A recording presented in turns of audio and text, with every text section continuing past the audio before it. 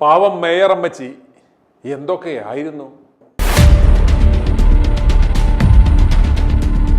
തിരുവനന്തപുരം നഗരത്തിൽ ചുവന്ന സാരിയുമുടുത്ത് നിറഞ്ഞാടിയ മുൻ മേയർ ആര്യ രാജേന്ദ്രനോട് നിയമസഭാ തെരഞ്ഞെടുപ്പ് കഴിയുന്നതുവരെ നാട്ടുകാരുടെ കണ്ണുമെട്ടത്തെങ്ങും ഇറങ്ങരുത് എന്ന് പാർട്ടി കർശന നിർദ്ദേശം കൊടുത്തിരിക്കുകയാണ്. തദ്ദേശ തെരഞ്ഞെടുപ്പിലും ആര്യയ്ക്ക് പാർട്ടി മത്സരിക്കുവാൻ സീറ്റ് നൽകിയിരുന്നില്ല. ഇപ്പോൾ ഇതാ നിയമസഭാ തെരഞ്ഞെടുപ്പിൽ മത്സരിക്കുവാൻ പോയിട്ട് പ്രചരണത്തിന് ഇറങ്ങാൻ പോലും യാതൊരു റോളും നൽകിയിട്ടില്ല എന്ന് മാത്രമല്ല, ആളുകളുടെ ദൃഷ്ടിയിൽ പോലും പെടരുത്, അത് പാർട്ടിക്ക് കനത്ത ദോഷം ചെയ്യും എന്നാണ് നിർദ്ദേശം. രാജ്യത്തെ ഏറ്റവും പ്രായം കുറഞ്ഞ മേയറായി തിരുവനന്തപുരത്ത് പാർട്ടി അവതരിപ്പിച്ച മേയറെയാണ് കോർപ്പറേഷൻ ഭരണം നഷ്ടമായതോടെ പാർട്ടി എടുത്ത് ചവറ്റുകുട്ടയിൽ ഇട്ടത്. റെഡ് വോൾഡിയേഴ്സ് മാർച്ചിന്റെ മുന്നിൽ ചവിട്ടിത്തുള്ളി നടന്ന ഈ പെങ്കൊച്ചിനെ പിടിച്ച് ഒരു ഡമ്മി മേയറാക്കി ശിവൻകുട്ടിയും സംഘവുമായിരുന്നു കോർപ്പറേഷന്റെ ഭരണം നിയന്ത്രിച്ചിരുന്നത്. തീവെട്ടിക്കൊള്ളയായിരുന്നു കഴിഞ്ഞ തവണ കോർപ്പറേഷനിൽ നടന്നു വന്നിരുന്നത്.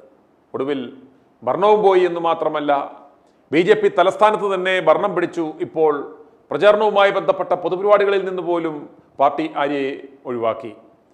ആര്യയുടെ അഹങ്കാരവും താൻപോരിമയും ഭരണപരാജയവുമാണ് കോർപ്പറേഷൻ ഭരണം നഷ്ടമാകാനും ആദ്യമായി BJPക്ക് ഭരണം പിടിച്ചെടുക്കുവാനും കാരണമായതെന്ന ആരോപണം പാർട്ടിക്കുള്ളിൽ തന്നെ ശക്തമായതോടെയാണ് നിയമസഭാ തെരഞ്ഞെടുപ്പിൽ സ്ഥാനാർത്ഥിയായി പോലും പരിഗണിക്കാതിരുന്നത്.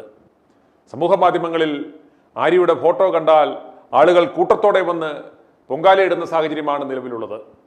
യദു എന്ന KSRTC ഡ്രൈവറുടെ ജീവിതം തകർത്ത അഹങ്കാരി എന്ന നിലയ്ക്ക് കേരളത്തിലെ സകല ജനങ്ങളും ഇവരെ വെറുത്തു. ദാരിദ്ര്യം പിടിച്ച ഒരു വീട്ടിൽ നിന്നും വന്നിട്ടും പദവി കിട്ടിക്കഴിഞ്ഞപ്പോൾ അതെല്ലാം മറന്ന് പാവങ്ങളായ നിരവധി പേരുടെ, എന്തിന് ഒരു സെക്യൂരിറ്റി ജീവനക്കാരൻ്റെ പോലും ജോലി ഈ അഹങ്കാരി ഇല്ലാതാക്കി. തിരുവനന്തപുരത്ത് മാത്രമല്ല, കേരളത്തിൽ എവിടെ പോയാലും ഇവരെ നാട്ടുകാർ ചൂലെടുത്ത് ഓടിക്കുമെന്ന അവസ്ഥയാണ് നിലവിലുള്ളത്. അതുകൊണ്ടാണ് ബാലുശ്ശേരിയിൽ ഇവരുടെ ഭർത്താവിൻ്റെ മണ്ഡലത്തിൽ പോലും പ്രചരണത്തിന് ഇവരെ അടുപ്പിക്കാത്തത്. മുറിമോൻ, ലുട്ടാപ്പി, മുൻ സ്പീക്കർ ഇവരുടെയൊക്കെ തണലിൽ ആശീർവാദത്തിൽ ചില്ലറയൊന്നുമല്ല Arya അഹങ്കരിച്ചത്.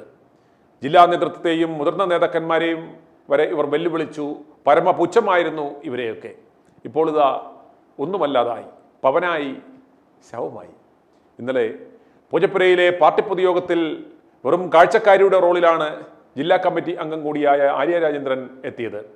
CPM general secretary MA baby ആയിരുന്നു പരിപാടിയുടെ ഉദ്ഘാടകനും മുഖ്യപ്രാസംഗകനും. മുൻനിരയിലെ പ്രധാന നേതാക്കൾ വേദിയിലെത്തിയപ്പോൾ മുൻ മേയർ കസേരയിൽ പോലും ഇരിക്കാതെ ഒരു ഭാഗത്തേക്ക് ഒതുങ്ങി നിന്നു. കാരണം ആരും ഗൗനിച്ചില്ല. പൊതുപരിപാടിക്ക് ഇറങ്ങരുത് എന്ന പാർട്ടിയുടെ നിർദ്ദേശം അവഗണിച്ചു വന്നതുകൊണ്ടാണത്രേ ആര്യയെ ആരും ഗൗനിക്കാതിരുന്നത്. MA ബേബിയുടെ പ്രസംഗം 1.5 മണിക്കൂറോളം നീണ്ടു. അതിനുശേഷമാണ് നിയമം പ്രകടന പത്രിക പുറത്തിറക്കിയത്.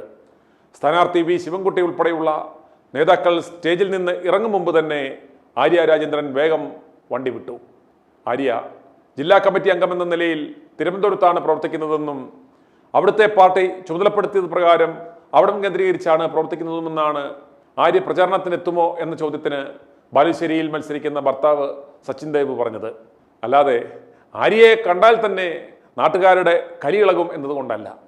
ഇനി പ്രേക്ഷകർ കാണാൻ പോകുന്നത് തിരുവനന്തപുരം പാളയം സാഫല്യം കോംപ്ലക്സിന് മുന്നിൽ ആര്യയും ഭർത്താവ് സച്ചിനും ഇവരുടെ ബന്ധുക്കളും സഞ്ചരിച്ചിരുന്ന കാർ സീബ്രാനിൽ ബസ്സിന് കുറുകെയിട്ട് നടത്തിയ ആ അഭ്യാസ പ്രകടനങ്ങളാണ്. പിന്നിൽ നിന്നും വന്ന തങ്ങളെ ഡ്രൈവർ സീറ്റിലിരുന്ന യദു അശ്ലീല ആംഗ്യം കാണിച്ചു എന്നും പറഞ്ഞായിരുന്നു ആര്യയുടെയും ഭർത്താവിൻ്റെയും പ്രകടനം.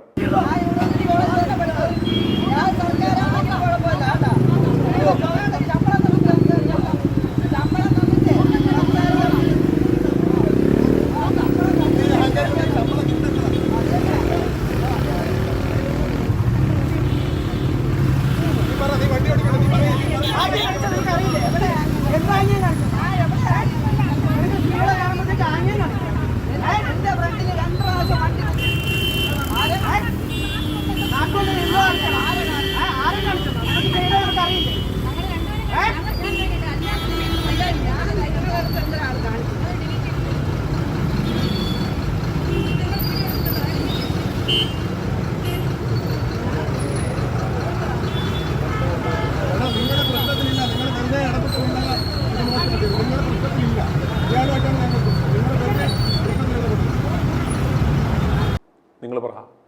ഈ അഹങ്കാരിയുടെ രാഷ്ട്രീയ ജീവിതം ഇതോടെ തീർന്നില്ലേ? ആ പാവം യദു ഇപ്പോൾ ഉപജീവനത്തിനായി സ്വിഗ്ഗി ഡെലിവറി ജീവനക്കാരനായി കഴിയുകയാണ്. ആ കേസടക്കം കന്റോൺമെന്റ് സ്റ്റേഷനിലെ അന്തംകമ്മി അടിമകളായ പോലീസുകാർ അട്ടിമറിച്ചു. എന്തായാലും അഹങ്കാരികളായ നേതാക്കന്മാർക്ക് ഈ മേയറമ്മച്ചിയുടെ ജീവിതം ഒരു പാഠമായിരിക്കണം. അധികാരവും പണവും പദവിയും ഒന്നും ആയുഷ്കാലം ആരുടെയും കയ്യിൽ നിൽക്കില്ല. വിതച്ചതേ കൊയ്യൂ. i2i News, an eye for truth. i2i News subscribe ചെയ്തിട്ടില്ലാത്തവർ ഇപ്പോൾ തന്നെ സബ്സ്ക്രൈബ് ചെയ്യുക. നോട്ടിഫിക്കേഷൻ ലഭിക്കുവാൻ ബെൽ ബട്ടണും അമർത്തുക.